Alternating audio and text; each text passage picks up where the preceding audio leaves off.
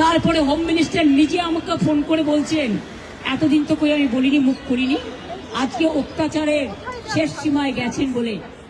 কারণ এটা জানে, আমি এখনো নামটা বলছি, মমতা বন্দ্যোপাধ্যায় এইখানে কে খুন হয়েছেন সেটা স্পষ্ট না করলেও তার বিবরণ দেখে স্পষ্ট প্রতীয়মান হয় যে সেটা শহীদ ওসমান হাদি ছাড়া আর কেউ নয়। বিবরণে ওই সমসাময়িক ঘটনার কথা উল্লেখ করেছেন।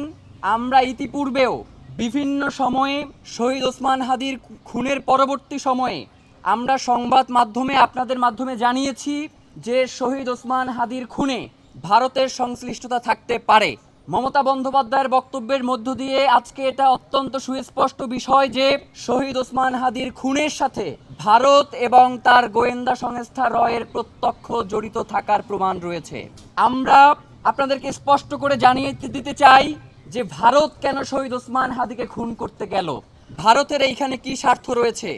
আপনারা জানেন 2024 সালে জুলাই গণ অভ্যুত্থানের পরে বাংলাদেশের স্বাধীনতা এবং সার্বভৌমত্বের প্রশ্নে যেই ছেলেটা ছিল আপোষহীন, যার কণ্ঠস্বর ছিল বাংলাদেশের মানুষের পক্ষে, যার কণ্ঠস্বর ছিল বাংলাদেশের আজাদির পক্ষে, যিনি বাংলাদেশের স্বাধীনতা সার্বভৌমত্বকে রক্ষা করবার জন্য নিজের বুক টান টান করে তার স্বাধীনতা সার্বভৌমত্বের জন্য নিজের পতাকা সামনে নিয়ে দাঁড়িয়েছিলেন, সেই মানুষটা হচ্ছেন শহীদ ওসমান হাদি।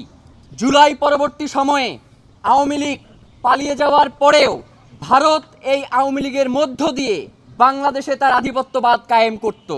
সে এই আওয়ামী লীগের মধ্য দিয়ে বাংলাদেশে তার ব্যবসা বাণিজ্য থেকে শুরু করে করিডোর ট্রানজিট সকল ধরনের আধিপত্য, সামরিক খাত, এইগুলোর নিয়ন্ত্রণ সে এই আওয়ামী লীগকে ব্যবহার করত, যার কারণে ভারতের জন্য একটি মাথা ব্যথার কারণ হয়ে দাঁড়িয়েছিলেন শহীদ ওসমান হাদি। এখন এই হত্যার পরে যখন আমরা ভারতের এই প্রসঙ্গটা টেনে আনবার চেষ্টা করছিলাম, তখন বাংলাদেশের একটা মহল আমাদেরকে বারংবার বিতর্কিত করবার চেষ্টা করেছে এবং আমরা যারাই শহীদ ওসমান হাদির এই খুনিদের ব্যাপারে কণ্ঠ উচ্চারণ করছিলাম, কণ্ঠ জোর করছিলাম, তখন তারা আমাদেরকে বিভিন্নভাবে বিভিন্ন ট্যাগ দিয়ে এই লড়াইকে, এই খুনের বিচারকে বাধাগ্রস্ত করবার চেষ্টা করেছে।